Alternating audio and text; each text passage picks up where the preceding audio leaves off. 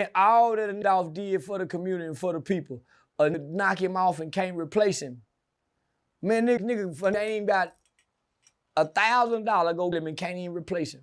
The shooter said that he never met Dolph. He said that they never had any beef. He needed the money to fund his perk addiction. His addiction. His perk addiction. Got a dope fiend. Yeah, he's a junkie. This is the snitch. The other guy who helped him, he used to know Dolph. He used to want to be a part of PRE. They got into it. But this guy who's snitching is a junkie. So they went and got a nigga who got some hate in his heart for Dolph to a who ain't got nothing in his heart for nobody. He a dope fiend. Yeah, he just wanted the fun. His kid died, I think, during COVID. Did you hear what I said? Ain't got nothing in his heart. A junkie ain't got nothing in his heart. A junkie ain't got nothing in his heart. Nigga, he don't care about nothing but the junk. What's the deal, YouTube? It's your boy Stingy, and I'm back with another one just like the other one. Now, in this video right here, we're going to be breaking down Charleston White's reaction to the death of Big Jook and Young Dolph and how it shook the Memphis streets. Now, before we get into any of that, I'm going to need you to like, comment, subscribe, and share this video. But the other got hate in his heart. I used to want to be. Mm-hmm. That's why I watched him like Barry White. Used to want to be with a nigga.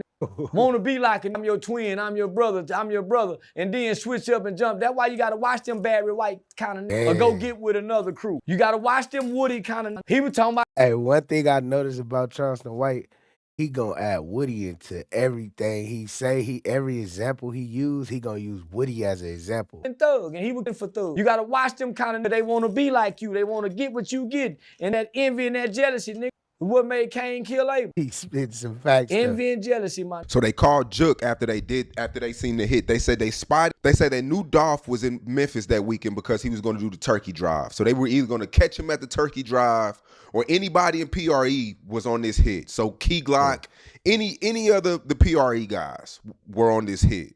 So they seen Dolph, they did what they had to do, and then they called Jook right after, and Jook was like, "I'll get with y'all later." Never paid him. Sent him a letter with $500, I think. Oh, Jook was a rotten. He was a rotten. So them hadn't even talked to Jook before. They just heard it was a $100,000 hit. No, they talked to him on the phone on FaceTime a few times through a middleman, and I think they met him one or two times. But yeah, they called him right after that, FaceTimed him, let him know that was their work. They met him a few times, talked to him, and then he ghosted him like that. Yep, ghost him. He said He said it was too hot right now. He said it's too hot. I'll pay you when it cool down. Never paid him. And I think he wrote him a letter with $500 and put it in his mailbox. Man, Big Jook wrong in him. Big Jook wrong in him. So, Dolph was shot 20 times. For $100,000. Yep. And really, each shooter was going to get $40,000. And then the middleman, they was each going to give him $20,000. So that's $100,000. The middleman get $20,000, 40. Yep. Only got $800, man. And Dolph was a guy who had a lot of real estate. He paid a lot of people's bills. He looked out for a lot of children. Every holiday he gave back to the city of Memphis. What was the beef with him and Jook? Why Jook want him dead? I think a lot. I think they wanted to sign him in the beginning. I think Gotti and Jook wanted to sign him in the beginning. And then I think it was times where Jook would be fronted by Dolph. I think it was just jealousy and hatred. I think embarrassment. I think the diss records that he put out about Jook, fronting him money, fronting Jook money when Gotti wouldn't. It was hate. Yeah. That's a lot of stuff going on in between everything that the public eye know. If it's a lot of stuff that be going on behind the scenes that people don't really think like, they don't think like that. But it sounds like a lot of messy stuff. Y'all let me know what y'all think in the comment section. Yeah, nah, man, I wish I would have got hip before they took Dolph, man. Yeah, the backstory to the guy is remarkable and incredible. Yeah, the spirit that he left behind, man. Yeah, it makes sad to hear that. Yeah, that making me visibly sad just to hear that. Man, they put $100,000 on it just because he hated it. Ain't done nothing to it and caused nigga no harm. Yeah, that's why I move how I move. That's why when I see something, I get away from it, homie. Yeah, no. When I see something, I get away from it. I don't care who it is. Smartest thing to do. And it's just dealing with dudes who are in survival mode, man. It's like, it's dangerous because people would do whatever for money. You used to tell me, man, why you go to these places? I didn't understand, homie. to some try to rob me for my jewelry. I didn't cooperate. But yeah, nah, homie. Imagine that, y'all. Imagine somebody trying to rob Charleston White and he whip out the mace, stick, nunchucks, flamethrower out the window. Imagine all that, chat. Homie, just making yourself accessible to these type of for these to even have access to you and at you. Homie, you supposed to make it hard. Yeah, so my nigga tell me all the time, man, don't make it easy for these to get you. Yeah, don't make it easy for them, man. Mm-hmm. Make them at least have to work. Dolph didn't make him work, because in his mind, nigga, ain't nobody gonna do nothing to me. I'm the king of Memphis, so in his mind, and that's what probably left him so vulnerable. I mean, driving a car that everybody knows, the camouflage vet, no security. His brother did shoot back, though. They both got shot. But shit, they shot back afterwards. So what ended up happening? Sitting in the car on that phone. No, he got out. He walked. Got the strap right there to the side. Nigga ain't on guard. True. Most ain't Let on his guard. guard Most with the strap is not on guard. Most definitely was lacking because it would have got stopped before it came. That's why you supposed to have people that's around you that's on beat. You feel me? On point. They distracted. So their reaction is not gonna be a response. It ain't gonna be a proper response. And it's crazy because Young Dolph was making money. Why he didn't have no real security, some professionally trained security, armed security. Paying monthly, bro. Oh, y'all go throw all that money in the strip club though. But most bullshitting folks somehow. Most not on guard. Man, it's hard to be on guard and tactical, just on your own when you done got to this level, man. Yeah, so I get it. Yeah, I get it. I mean, shit, a lot has happened. We haven't done an interview in a little over a month. It's been a well, month. Yeah, since we did the one-on-one. But since then, I mean, we lost Beat King. No, they back in court. And I ain't gonna lie, bro. Prosecutors say Hernandez Govan was the coordinator, the one who brought together two killers, Justin Johnson and Cornelius Smith, when Young Dolph was shot and killed in broad daylight at a Memphis cookie shop. It's alleged he then worked to help them clean up their mess, all with the idea he would get a cut of the $100,000 bounty on Young Dolph. When you hear all of the evidence, and when you hear all of the videos and look at all the photos and exhibits, you will see the consequences of Govan's actions: violence, death, loss. But Govan's attorney told the jury Cornelius Smith, who has been cooperative with prosecutors, isn't a credible source, that he's out to protect himself, painting Govan as the fall guy in this case. People that are labeled as nobodies, I will not tolerate it. He needs to be fought for. He is your peer. We need to do this right. Mr. Govan, stand up. Hold your head up high. Mr. Govan matters. You can't do this to people just for political gain because you gotta solve a crime because somebody famous died. It's just wrong. Smith, who is in custody, requested to not have his face shown in court. He testified Govan, who he said would frequently sell him pills, asked him if he wanted to make some extra money, saying there were bounties on several members of Young Dolph's record label PRE, but Young Dolph had the most at $100,000. He described a meeting at Govan's house with Big Jook from rival label CMG, who he says ultimately called for the hit, claiming Govan provided him a gun. But Govan's attorney questioned Smith's timeline of events and his state of mind in the days following the murder, hours before he was arrested. Now you know they back in court. And I ain't gonna lie, bro. This day two. If you ain't seen day one, make sure y'all go head over to the live section and click that, man. But look, this day two right here.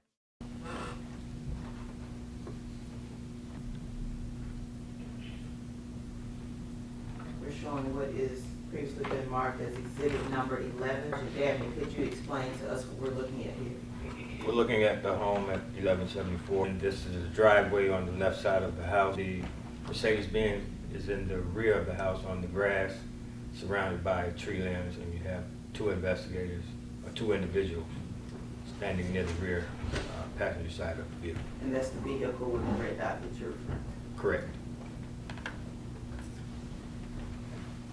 I'd like to show you what is exhibit number 12. And could you describe for the jurors what we're looking at here? That is a close-up photo of the Mercedes-Benz, the rear of the Mercedes-Benz with the Illinois tags parked up under some tree limbs in the rear of the home. And exhibit number 13 is what we'd like to show you next.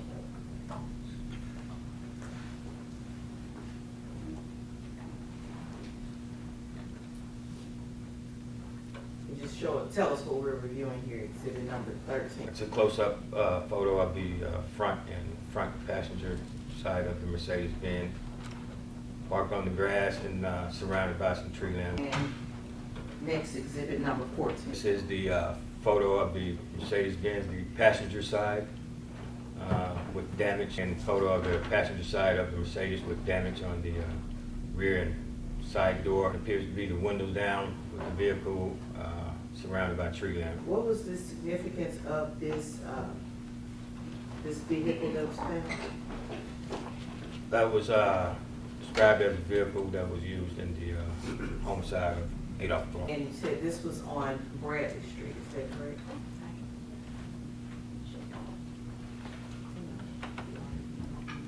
I'd like to show you what has previously been marked as exhibit number 5. As part of your investigation, do you recall seeing this? Yes, I do.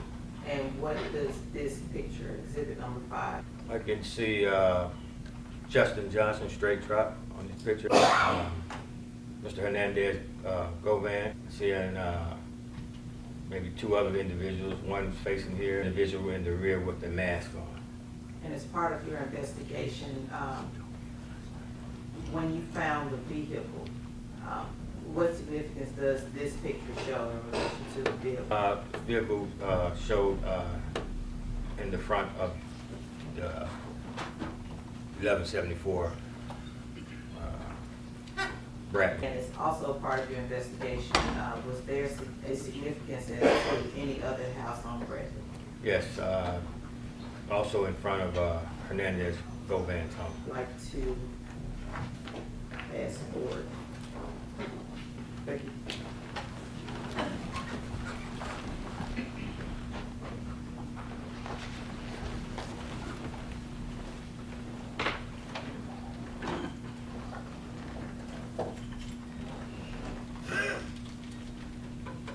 Are you familiar with what the picture is depicting? I am. And what is that picture depicting? It's a top area view of the Bradley and Haynes Street, where 1174 Bradley is, and also Mr. Govan's address. To publish on. You want to enter it? Oh, sorry. We'll mark. Those little bitty numbers, at least they are for me. I'd like to pass you the clicker, and if you could, with the court's permission, could you step down and show us the significant addresses you described? That's 1174 Bradley there. Mr. Govan's address is directly across the street. So as the case officer, would you be aware of other various investigations that were going on as part of this investigation? Yes. Did you were phones collected from various entities as part of this investigation? They were. And as part of that investigation, were there phone dumps and call records collected? They were. One last thing, you made it to the rank of sergeant, is that correct? That's correct. You've also been an investigator and a detective coming through the ranks, is that correct? Yes, sir. Yes, ma'am. Part of your investigating crime scenes or just going to different crime scenes, did you become aware of various security cameras that may be in business? We did. Is there usually a time frame those things need to be collected? The quicker the better. You know, some businesses, they record over the video. Some, may last for a few days, a few weeks. In this case, if you did not learn about a particular area of significance or place of interest until, for instance, a month later, possibly that information is gone, is that correct? Objection, speculation, and leading.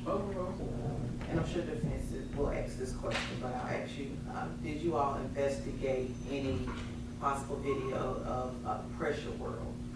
No, we did not. And when did you learn about anything that may have been of significance in Pressure World? It was weeks, month later, so. I'll pass the lead. Sir, I'm talking to the deputy. We have a little sign ring.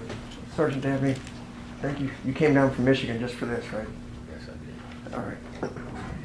I appreciate your years of service, and I'm glad you're here so we can talk. I guess they've been asking you about these cameras and things like that.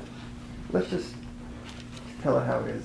Nobody during this investigation ever went to Pressure World to check about the cameras, right? Nobody in this investigation ever went to AutoZone to check if the cameras were there. Nobody went to the AutoZone that Cornelius Smith said he went to buy a car cover to see if there's a receipt or some surveillance or something like that inside the AutoZone, right? Okay, those are things that would be important to try to corroborate a witness who obviously is the shooter in this case, to make sure he's not lying to you, right? And when people get caught, they generally lie to police. Is that uncommon? All right. Do people lie to get out of trouble? Do people lie to cut deals? Also, with regards to the area around Pressure World, it's a pretty busy area, right? It is. And you know there's those little MPD city cameras up and down that street, right?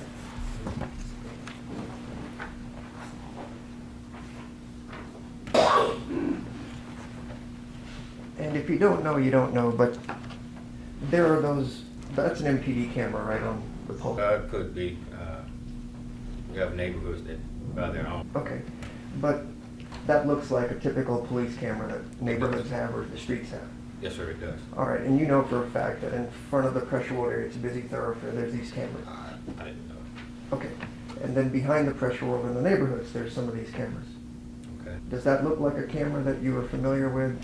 Yes, In sir. place of neighborhood? All Yes, right, sir. go ahead and offer that as the next exhibit, Your Honor, just as the description of what a city camera looks like. Any objection? So, do we know where this is? Do we It's, have a location? yes, it's at Pressure World by the street, but he wasn't sure, so I'm not gonna put words in his mouth. So this is a picture of what's been described as what could be a city camera on a whole. You'll mark this as exhibit 16. And these cameras are sort of all over the city on busy thoroughfares and stuff like that. They are. All right, could I publish it, Your Honor? Sure. I'll do it the old-fashioned way, because I don't have it, I'm just gonna walk, is that all right? That's fine, that's fine. All right, so this is what the typical MPD cameras sort of look like. Well, excuse me, just publish. Oh, I'm sorry. No commentary. If you have more questions for the witness, that's, I was asking a question, but I'll wait.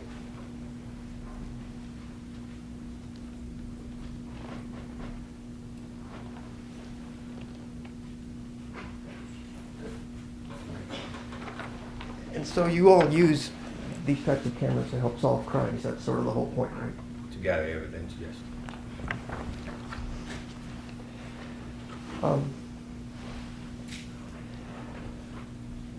Yeah. Now, it's a lot of theories out there, man. Some saying, yo, Gotti cooked. Some saying, yo, Gotti put the bag on Dolph. It's a lot of things being said, man. What you really think? Get up in them comments and let me know, man. But also, click one of these videos right here on the screen, man. And y'all can catch me over there. I'm out. Don't forget to like, comment, and subscribe. Turn post notification on all.